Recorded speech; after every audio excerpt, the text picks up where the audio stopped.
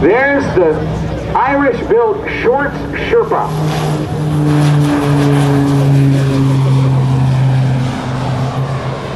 And that's from B Company of the 126th Aviation Theater Airlift Company. Black Daggers parachute team. Let's keep your eye on it. At 10,000 feet, correct, boss? 7,000 feet. That's about 1.5 miles up. And if you will, kids, shield your eyes from the sun.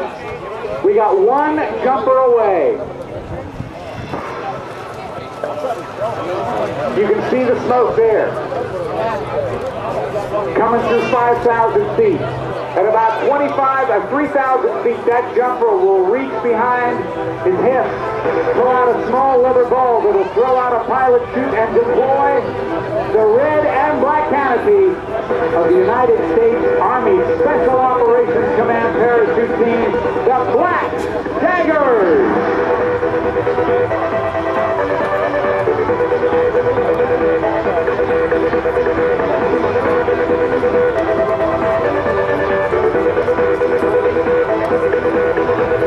With a forward speed of some 20 miles per hour, these are very maneuverable parachutes.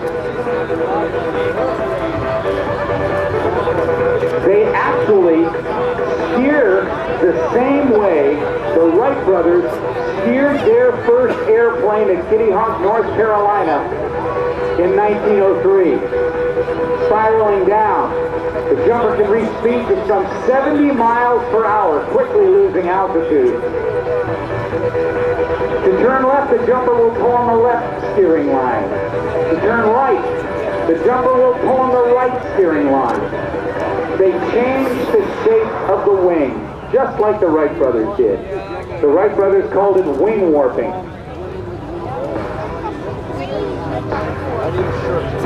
The target on the ground has a small black dot, smaller than a pie pan. And from 7,000 feet, this jumper is going to attempt to put the foot right down in the center of that target. You can see what the winds are doing to the jumper right now.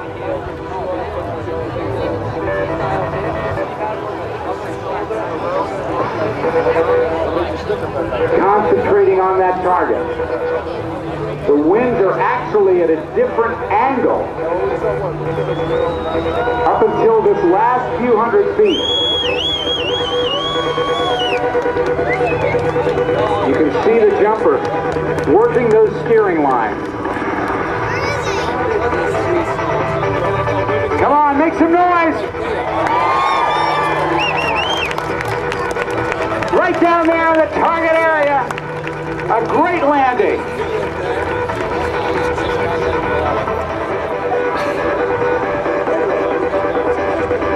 10,000 feet on this jump, nearly 2 miles high. The Short Sherpa headed upwind. We should see jumpers depart the aircraft very, very soon. They'll reach terminal velocity, 120 miles per hour, and guide their bodies right down toward the DZ, the drop zone.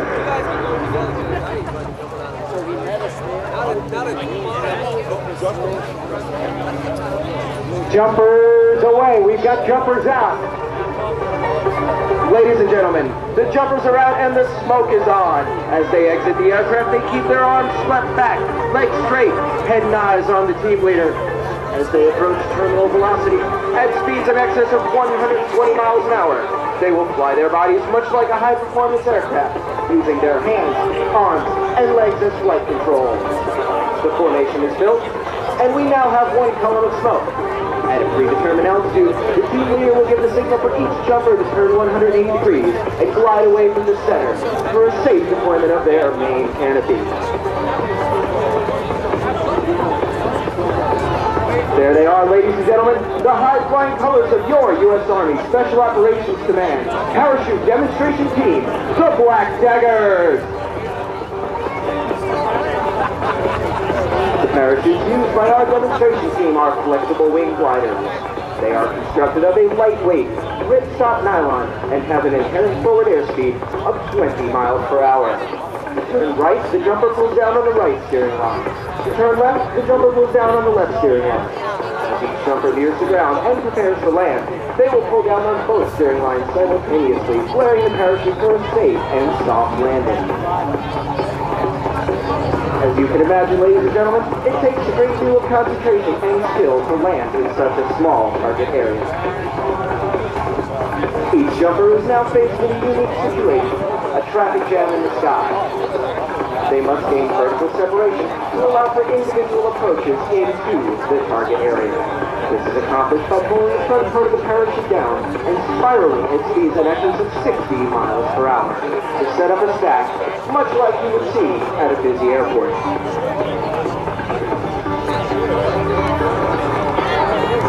Each jumper will fly 3 distinct phases of their landing pattern. They will start at 1,000 feet and fly a downwind leg.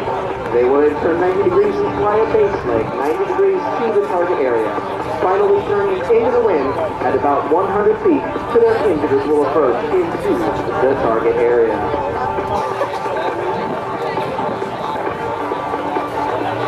Ladies and gentlemen, halo parachuting has been part of your military tradition since the Vietnam era.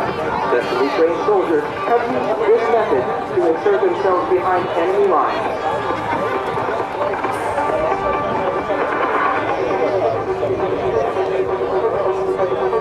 Our first jumper, setting up his landing pattern, is leading our team in free fall. From Alexandria, Virginia, he is a parachute maintenance technician with over 4,240 free fall parachute jumps. He's gonna let it fly. Ladies and gentlemen, Staff Sergeant Dewey Benaya. Following him in, ladies and gentlemen, our assistant team leader from Port Orchard, Washington. She is a signals intelligence analyst with 1,550 free fall parachute jumps. Sergeant First Class Jessica Riggins.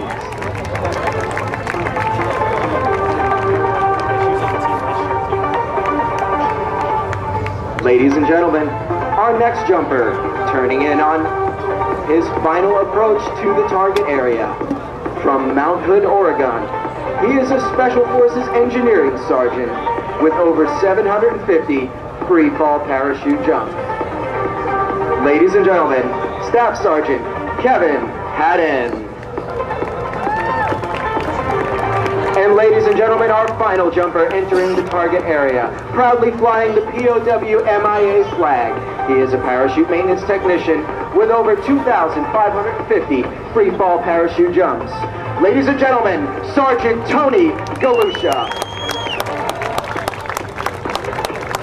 Representing the United States Army Special Operations Command.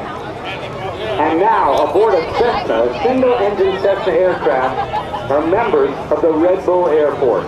But let's take a look to the right as we welcome back the aircraft that took the Black Daggers aloft. The short Sherpa aircraft built in Ireland from D Company of the 126th Aviation Theater Airlift Company from the Rhode Island National Guard, the Army National Guard. Mark D'Souza, Jim Ryan and Dennis Souza aboard. They're going to land the airplane, and once we've got it clear of the runway, we're going to bring in that Cessna 172. As we get ready for that, I'll remind you once again, tell you a little bit about the folks sponsoring me here at the show this year, and that's ASB.TV. We invite you to join us for our online Airshow community. So when you go home, get on the web, check your email, and then go to your browser and check www.asb.tv. It's a remarkable site where thousands of folks around the world who love aviation have joined up and shared their photographs, share their videos, and share their thoughts. They write reviews of the air shows like the show here, at Rhode Island, there's already a good long thread about it, and the people have already posted pictures. And you don't have to be a professional photographer to post photos that are good and worth seeing so that people all over the world can see what's going on here at the Rhode Island National Guard Air Show and Open House. So join us on ASB.TV. There's some great videos as well, including an animated feature called Mike the Mustang. I really encourage you to check it out. For kids of all ages, parents and kids can watch it together. Only about 10 minutes long and has a great message. ASB.TV, escape life's gravity.